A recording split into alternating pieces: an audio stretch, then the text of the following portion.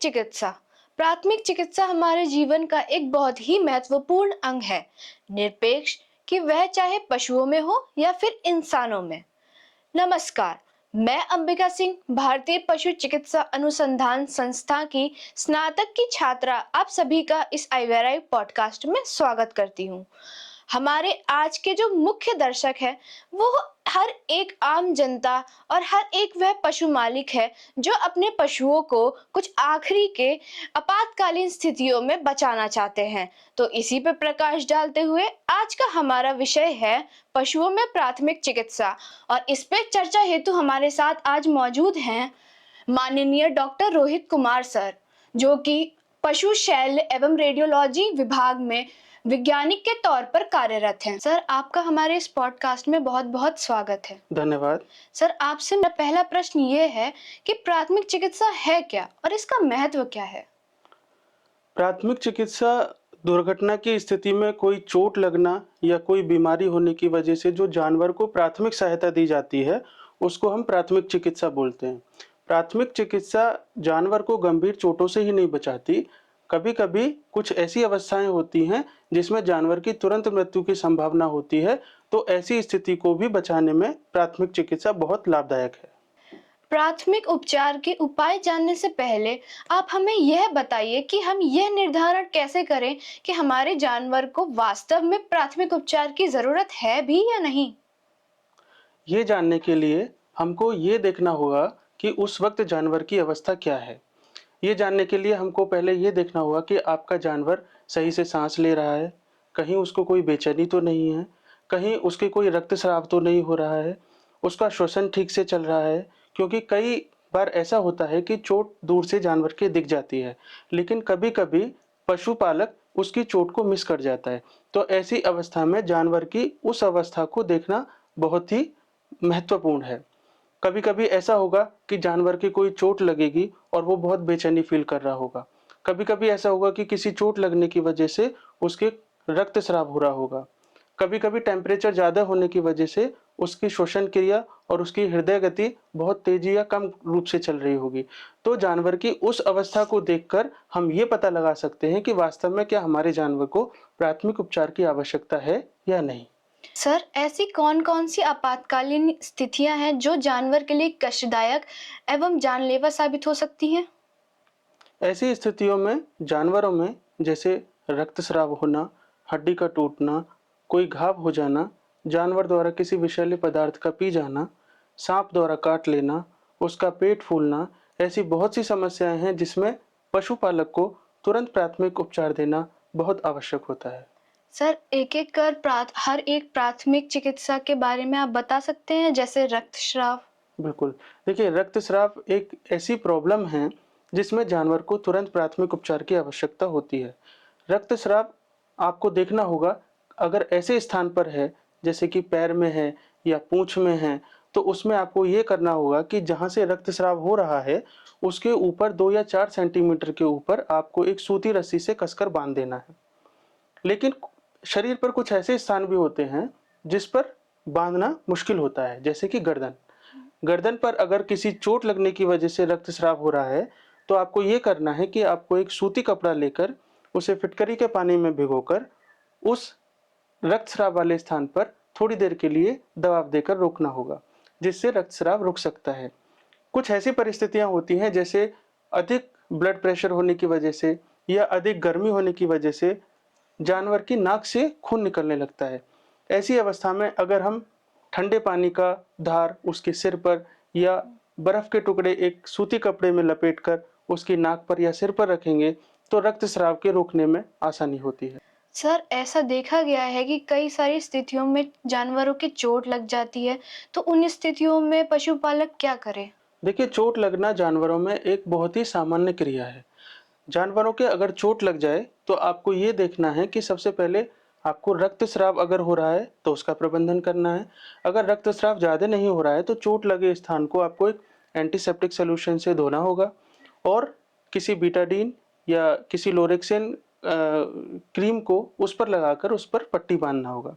कभी-कभी ऐसा देखा गया है कि अगर चोट काफ़ी समय तक अनदेखी हो जाती है तो उस पे मक्खियाँ अपने अंडाणु देने के बाद उसमें कीड़े होने की संभावना होती है। तो ऐसे घाव को हम मैगेटेड वुंड बोलते हैं। अगर ऐसा घाव है जिसमें मैगट्स पड़ गए हैं या कीड़े पड़ गए हैं, तो ऐसे घाव के प्रबंधन के लिए आपको एक कॉटन को तारपीन के तेल में भिगोकर उस घाव पर रखना है, ताकि सारे मैगट्स और सारे कीड़े उस घाव से बाहर आ जाएं, और उसके बाद उसमें एक एंटीसेप्टिक सॉल्यूशन द्वारा पट्टी करके उसको प्रबंधन करना है। तो कई बार दिवाली के दिनों में या आजकल गर्मी के दिनों में ये काफ़ी बार देखा गया है कि पशु जल जाता है या फफोले पड़ जाते हैं। तो ऐसी स्थिति में पशुपालक क्या प्राथमिक चिकित्सा अपने जानवर को दे सकता है?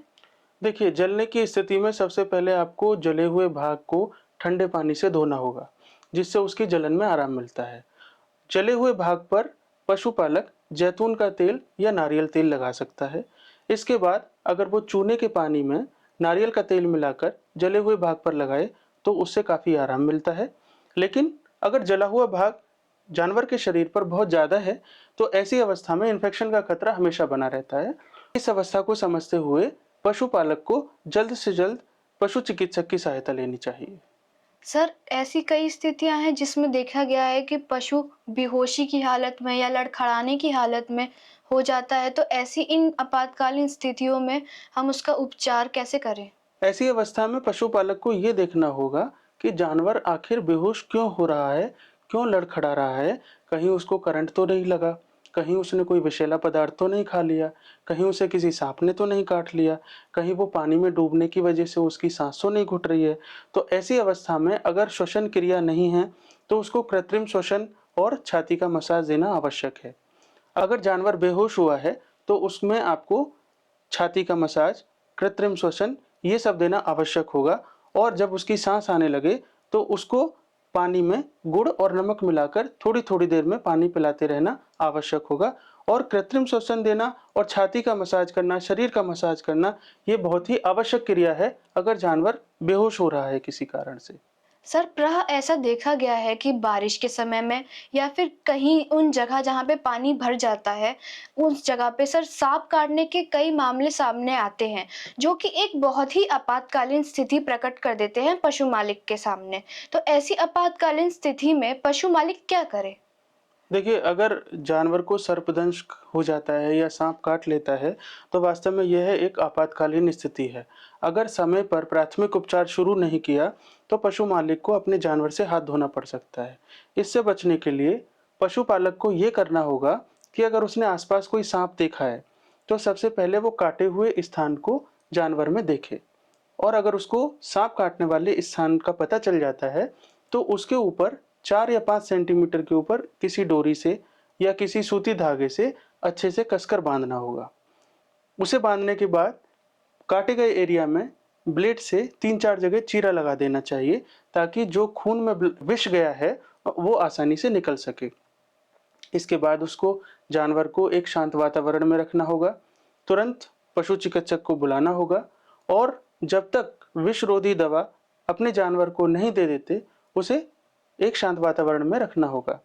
उसे इस बात का भी ध्यान रखना होगा कि जानवर सोने ना पाए, और अगर जानवर अपने खड़े होने की स्थिति में है, तो उसे जानवर को खड़े रखने की अवस्था में ही रखना चाहिए। सर, कभी-कभी ऐसे उदाहरण सामने आते हैं कि गाँव में किसी पागल कुत्ते ने पशुओं को काट लिया है। तो इस समय इस स्थिति में पशु मालिक समझ नहीं पाता है कि उसको क्या करना है और क्या नहीं। तो सर, ऐसी स्थितियों के लिए आप पशु मालिक को कुछ कहना चाहेंगे? देखिए, अगर पशु को पागल कुत्ते ने काट लिया है, तो पशुपालक को ये करना होगा कि काटे हुए स्थान को लाइफ बॉय या कपड़े धोने के साबुन से लगभग 4-5 बार धोना होगा। अगर उसके पास कार्बोलिक एसिड या फिनाइल की गोलियां हैं, तो काटे हुए स्थान को उस कार्बोलिक एसिड से जला सकते हैं। दूसरी बात ये ध्यान रखनी होगी कि काटे हुए जानवर को अन्य जानवरों से और मनुष्यों से दूर रखना होगा, क्योंकि अगर किसी वजह से दूसरे जानवर या मनुष्य उसके लार के संपर्क में आते हैं, तो रेबीज बीमारी के फैलने के बहुत बहुत चांसेस होते हैं। इन सब के साथ में अंत में उसको बिना देरी किए हुए पशु चिकित्सक की सहायता से एंटी रेबीज टीका लगवाना आवश्यक है। सर, सामान्य रूप पे ऐसा देखा गया है कि पशुपालक के घर कीटनाशक या किसानों के घर कीटनाशक की दवाई रखी रहती है और अनजाने में पशु या फिर कोई जानवर उसको खा ले या पी ले, तो उस कारण उसके शरीर में विष जैसी स्थिति बन जाती है। तो ऐसी स्थिति में वह क्या करे? देखिए, ऐसी अवस्था में जानवर तुरंत बेचैन होने लगेगा या कुछ अवस्था में जानवर बेहोश भी हो सकता है। तो उस स्थिति में पशुपालक को ये देखना होगा कि जानवर ने कौन-सी दवा पी है। अगर वो ये जान लेता है कि जानवर ने गलती से या भूल से इस दवा को पिया है, तो सबसे पहले उसका लेवल का जाँच करें, ताकि वो डॉक्टर को ये बता सके कि कितने एमएल या कितनी मात्रा में उसने दवा को पिया है। अगर दवा को पिए हुए ज़्यादा समय नहीं हुआ है, उस विष को पिए हुए ज़्यादा समय नहीं हुआ है, तो कोशिश करना होगा कि उदर की सफाई, पेट की सफाई करके उस दवा को निकाला जा सके। हालाँकि बड़े जानवर जैसे गाय, भैंसों में उल्टी कराना थोड़ा-सा घातक सिद्ध हो सकता है। उसके लिए आपको तुरंत पशु चिकित्सक की सहायता लेकर उदर नलिका के द्वारा सामान्य पानी से या नॉर्मल सलाइन से उसके उदर की सफाई करानी चाहिए। दूसरी स्थिति, अगर विष पिए हुए या दवा को पिए हुए काफ़ी समय हो गया है, तो चांसेस ये रहते हैं कि दवा आंतों तक पहुँच गई होगी। तो उस स्थिति में आंतों की सफाई आवश्यक हो जाती है। आंतों की सफाई के लिए जानवर को आंवला का जमाल घोटा या फिर भारी नमक का जमाल घोटा बनाकर दे सकते हैं, जिससे कि उसकी आंतों की सफाई हो और ज़हर आसानी से निकल जाए। इसके विपरीत अगर छोटे जानवर जैसे भेड़-बकरी या कुत्ते ने ऐसी कोई दवा पी ली है और ज़्यादा समय नहीं हुआ है, तो उस अवस्था में हम उल्टी कराकर उसके पेट को साफ कर सकते हैं, जिसके लिए हम पानी में नमक मिलाकर जानवर को अगर पिलाएँ, तो वो उल्टी करके उसके पेट की सफाई कर सकते हैं। और अगर दवाई बहुत ज़्यादा मात्रा में पी है, तो तुरंत पशु चिकित्सक को बुलाकर उसकी सहायता अवश्य लेना चाहिए। सर, जैसे कि अत्यधिक गर्मियों के मौसम में ये काफ़ी बार देखा गया है, जैसे कि लू लगना या अतिसार जैसी समस्याएँ पशुओं में काफ़ी देखी गई हैं। तो ऐसी समस्याओं को प्रबंधन हेतु पशु मालिक क्या करे? देखिए, अगर जानवर को लू लग गई है या गर्मी की वजह से उसकी तबीयत बिगड़ रही है, तो ऐसी अवस्था में जानवर को एक छाँवदार, हवादार कमरे में रखना चाहिए। अगर उसका टेम्परेचर बहुत ज़्यादा बढ़ गया है, तो उसको ठंडे पानी से या फिर बर्फ़ के टुकड़े एक क कपड़े में लपेटकर उसकी मालिश करना चाहिए। ऐसी स्थिति में ये देखा गया है कि जानवर को अतिसार होने लगता है या पेट झड़ने लगता है, तो पेट झड़ने की अवस्था में शरीर में जल की मात्रा को बनाए रखना बहुत आवश्यक होता है। उसके लिए जानवर पानी में भुनी जौ, गुड़ और नमक का मिश्रण बनाकर थोड़े-थोड़े समय पर देता रहे, तो उसके जो खनिज लवण का मिश्रण, उसका जो बैलेंस है और जो पानी की मात्रा है, वो शरीर में बनी रहती है। सर, कभी-कभी ऐसा देखा गया है कि बरसात के समय में पशु बाड़े में या फिर कहीं गिर जाता है तो उसकी हड्डी टूट जाती है। तो ऐसी स्थितियों में पशु मालिक क्या करे? देखिए, जानवर में हड्डी टूटना एक बहुत सामान्य समस्या है। अगर हड्डी टूट गई है, तो हड्डी टूटने का इलाज और उसके जो रिज़ल्ट हैं, इस बात पर बहुत डिपेंड करते हैं कि पशुपालक ने प्राथमिक उपचार किस तरीके से किया है। इसके लिए मैं आपको बता दूँ, अगर हड्डी टूटी, हड्डियाँ 2 तरीके से टूटती हैं जानवर में। एक एक हड्डी का टूटना ये होता है कि हड्डी खाल तोड़कर बाहर आ जाती है। दूसरा ये रहता है कि हड्डी टूट तो गई है, लेकिन बाहर कोई घाव नहीं है, खाल के अंदर ही है। तो अगर ऐसी अवस्था है जब हड्डी टूटी है और वो हड्डी खाल के अंदर ही है, बिना किसी घाव के है, तो उस अवस्था का इलाज करना बहुत ही ईज़ी है और उसमें रिज़ल्ट्स भी बहुत अच्छे मिलते हैं। लेकिन जो भी हमारे आईवीआरए के पॉलीक्लिनिक पर केसेज़ आते हैं, जब हम पशुपालकों से पूछते हैं, तो बहुत सारे केस ऐसे होते हैं, जिसमें पशुपालक ये बताता है कि जब हड्डी टूटी थी, तब तो कोई घाव नहीं था, लेकिन जब हम इसको गाड़ी में चढ़ाया, जब हम इसको यहाँ तक लेके आए, तो जानवर ने इतना पैर पटका कि इसने एक बड़ा-सा घाव बना लिया। तो यहाँ अगर पशुपालक जानवर को ऐसा प्राथमिक उपचार दे कि हड्डी टूटने के बाद वहाँ पर कोई घाव ना बन सके, तो जानवर की जान को बहुत अच्छे से बचाया जा सकता है और हड्डी को बहुत ही कम पैसों में, बहुत ही कम खर्चे के इलाज में जोड़ा जा सकता है। अब इसके लिए पशुपालक को करना क्या होगा? जैसे ही अगर हड्डी टूटती है, तो उसको बाँस की खपच्चियों के माध्यम से जो हड्डी टूटी है, उसका एक जॉइंट ऊपर और एक जॉइंट नीचे अच्छे से कॉटन और बैंडेज से बाँध देना है, ताकि जब भी जानवर अपना पैर हिलाए, वो उस टूटे हुए भाग पर कोई ज़ोर ना आए। तो इन सब बातों का विशेष ध्यान रखते हुए और प्राथमिक उपचार देते हुए अविलंब पशुपालक पशु चिकित्सक को इलाज के लिए बुलाना चाहिए। सर, कभी-कभी पशुओं में ऐसा भी देखा गया है कि अत्यधिक गैस बनने के कारण उनका पेट फूलने लगता है, बेचैनी सी होने लगती है। तो ऐसी स्थितियों में पशु मालिक क्या करे? कौन से उपचारों का उपयोग करे वो? देखिए, अगर जानवर का पेट फूल रहा है, तो उस अवस्था में इसका कारण ये हो सकता है कि या तो जानवर के खाने में कुछ चेंजेस किए गए हैं। उसको या तो ज़्यादा हरी घास दे दी गई है या फिर उसको अनाज की मात्रा ज़्यादा हो गई है, जो कि गैस के ज़्यादा बनने का कारण हो सकती है।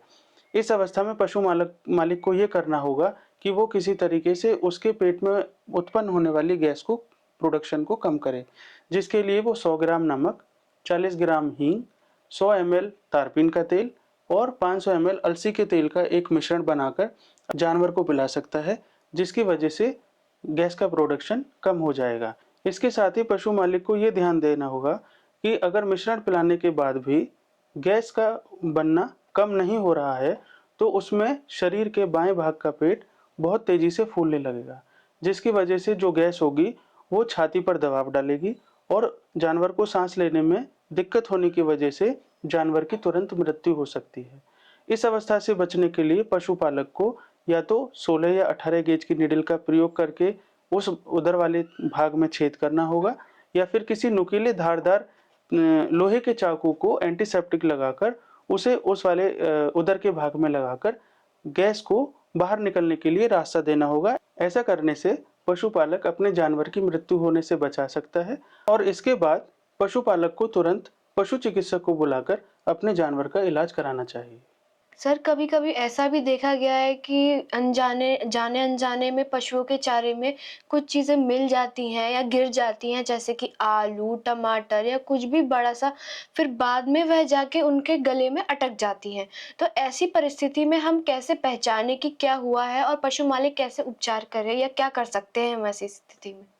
देखिए, ऐसी अवस्था में जब जानवर के चारे में कोई ऐसी चीज़ मिल गई है, जो उसके खाने की नली में जाकर फँस जाती है, तो जानवर बहुत बेचैन होने लगता है, क्योंकि जानवर के पेट की कैपेसिटी लगभग 200 से 250 लीटर होती है और उसमें निरंतर गैस का प्रोडक्शन होता रहता है और उस गैस को निकलने का एक रास्ता मुँह के द्वारा होता है और ऐसी अवस्था में जब वो खाने की नली में कोई पदार्थ फँस जाता है, तो उस गैस को निकलने का रास्ता भी बंद हो जाता है।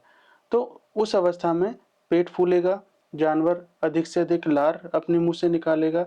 तो ऐसी अवस्था में पशुपालक को ये देखना होगा कि जो खाने की नली है, वो गर्दन के बाईं साइड में होती है। तो गर्दन के बाईं साइड में उसको अपना हाथ फिराकर ये देखना होगा कि कहीं कोई उभार तो नहीं है और अगर उसे हाथ फिराने पर कोई उभार समझ में आ रहा है, तो उसे उसको तोड़ने का प्रयत्न करके उसे पेट में पहुँचाने का प्रयास करना चाहिए। इस सब के बावजूद भी अगर जानवर को आराम नहीं मिल रहा है, तो उसे तुरंत पशु चिकित्सक की सहायता लेनी चाहिए। सर, अंततः आप हमारे किसान भाइयों को क्या सलाह देना चाहेंगे? अंततः मैं अपने पशुपालक भाइयों को एक यही महत्वपूर्ण सलाह देना चाहूँगा कि प्राथमिक उपचार देने से पहले आपको ये सुनिश्चित करना होगा कि आप अपने घर में एक प्राथमिक चिकित्सा की एक किट बनाकर रखें, क्योंकि जब तक कि आपके पास प्राथमिक उपचार देने का सामान ही नहीं होगा, आप जानवर को प्राथमिक उपचार नहीं दे पाएंगे। और उस प्राथमिक चिकित्सा किट में आप कोशिश करें कि उसमें एक पट्टी, गौज, कैंची, सूती कपड़ा, बीटाडीन, कोई एंटीसेप्टिक सॉल्यूशन, 16 गेज और 18 गेज की निडल, अगर हो सके तो ट्रोकार कैनुला, जिससे कि हम पेट की गैस को रास्ता दे सकते हैं। इस तरह की किट आप अपने डेयरी फार्म पर या फिर अपने जानवर के बाड़े में हमेशा रखिए, ताकि जब भी ज़रूरत पड़े आप जानवर को समय पर प्राथमिक उपचार दे सकें। धन्यवाद सर, आप हमारे आईवीआरआई पॉडकास्ट में आए और आपने अपना इतना कीमती समय हमें दिया, साथ ही इतनी महत्वपूर्ण जानकारी हमारे और हमारे किसान भाइयों के साथ साझा की। और साथ ही में मैं अपने किसान भाइयों और पशु मालिकों को भी धन्यवाद कहना चाहूँगी, जिन्होंने ये आईवीआरआई पॉडकास्ट देखा और आशा है कि आगे भी देखते रहेंगे। धन्यवाद।